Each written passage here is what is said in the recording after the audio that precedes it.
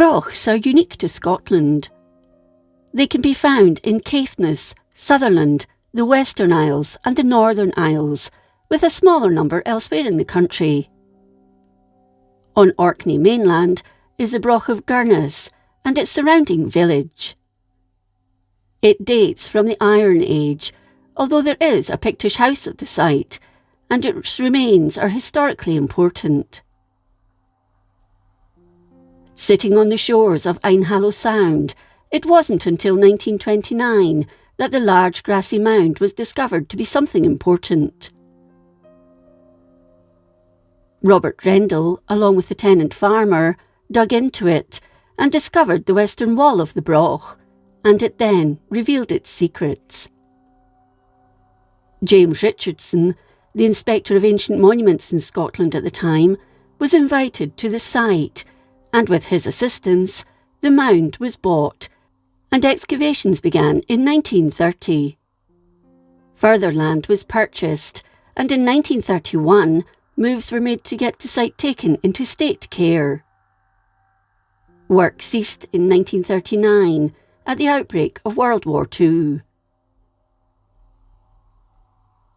Dating the various buildings and parts of the site are still disputed, but in the main it's believed the first settlement appeared around 400 BC, when the deep ditches were dug around a rough circular structure with a diameter of 45 metres.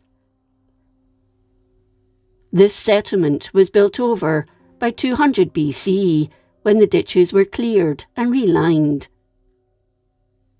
It was around this time the circular tower or broch was being constructed.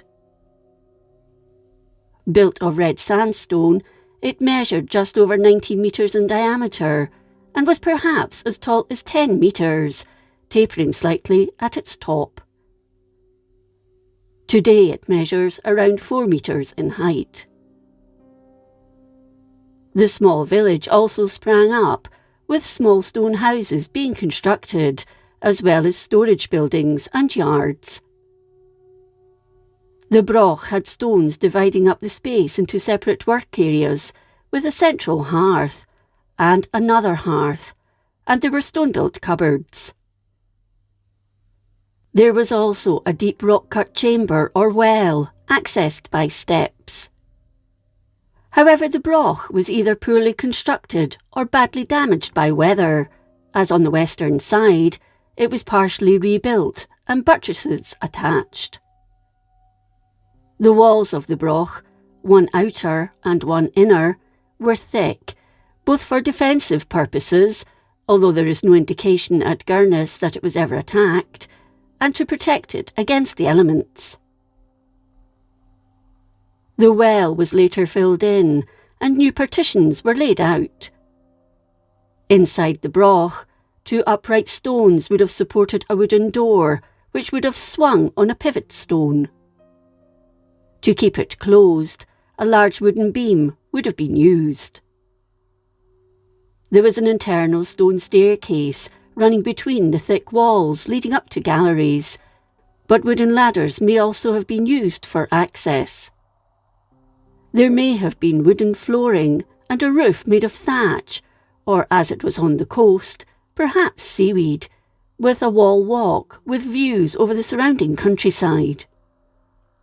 Those who inhabited the broch were likely the main family who yielded power over the other early farmers, but it's known that in some cases, brochs housed several families, so this is conjecture. Around 100 AD, the broch began to collapse, so was reduced in height, but was later abandoned and the settlement flattened. By 200 AD, the ditch was being filled in. Between 200 AD and 600 AD, it appears the area was used as single-family farmsteads, with one house in particular of note. Nicknamed the Shamrock House due to its shape, it appears this house was used during the later Iron Age or early Pictish period, but once again, the site was abandoned. The house, thought to have been built before 700 AD, had a narrow passage, which led to a central room with a hearth, where the fire would have provided heat and facilities for cooking. From this central room, 4 others fanned out, giving rise to its nickname. It would have had a low thatched roof, but was tall enough to stand up in the central room. Nearby are thought to be the remains of either a Viking longhouse or a possible byre where cattle were kept. These cattle provided meat, milk and leather, and owning cows was a symbol of wealth. The more you had, the wealthier you were, and the higher your social standing in the community. By 700 AD, the mound began to build up, and new houses were built on top of the old ones. Around 850, it's known Norsemen were in the area, as a Viking grave was discovered, but by then, Gurness had been completely abandoned. The stone-lined grave was that of a woman, and buried with her were 2 tortoise broches, a sickle and a knife. Nearby, other Viking items were discovered, including more human bones and shield bosses used by Viking men. Among other artefacts found was a fragment of a storage jar found in the Broch, which came from northwest Spain, but what was in the jar is unknown. All the buildings at the site were built using the dry stone diking method, but to save it for posterity, masonry work was carried out, with mortar holding the stone in place.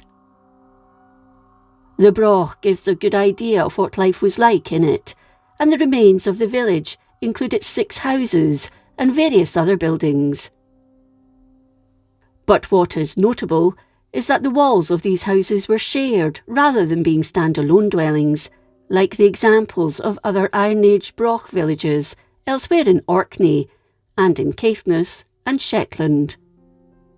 So was Gurness a planned village? Each house had a large living-cum-sleeping area, a hearth, cupboards, and a large tank set in the floor. Food would have been hung from the roof struts, but they would have been pretty dark and smoky places to live in.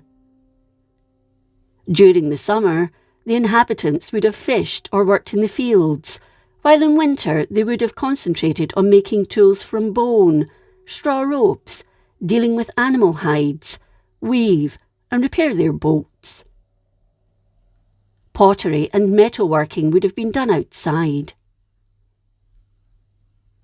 These early agriculturalists would also have kept sheep, with the wool woven into garments and blankets, pigs and hens, and they probably had dogs.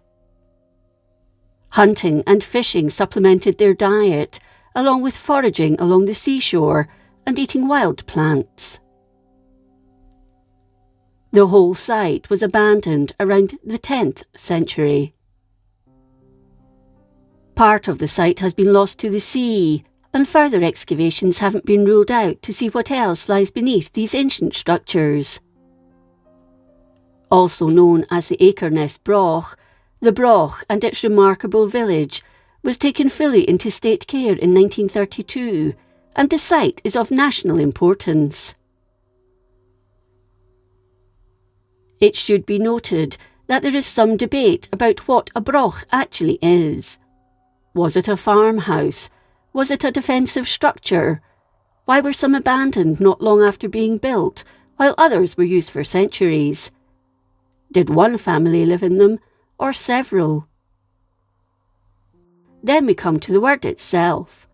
Broch only came into use when the planned town of Fraserburgh in Aberdeenshire came into being, with it known to this day as the Broch, thought to derive from the word borough. So why is it used to describe these ancient structures? The debate goes on.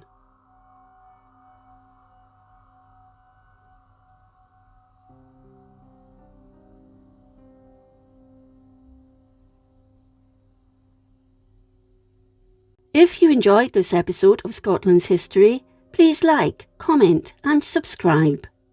Until next time, thank you for watching.